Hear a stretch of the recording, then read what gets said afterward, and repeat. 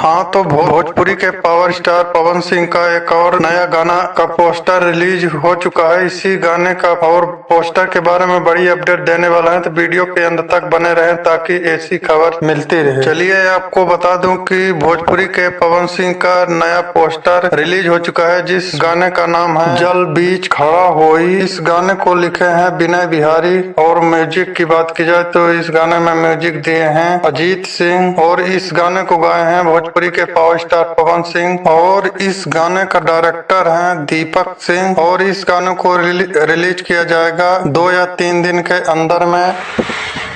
यह गाना भोजपुरी दर्शकों को बहुत पसंद आने वाला है। इस गाने को रिलीज किया जाएगा टी सीरीज भोजपुरी के यूट्यूब चैनल पर। देखिएगा, बहुत ही जबरदस्त गाना होने वाला है। धन्यवाद।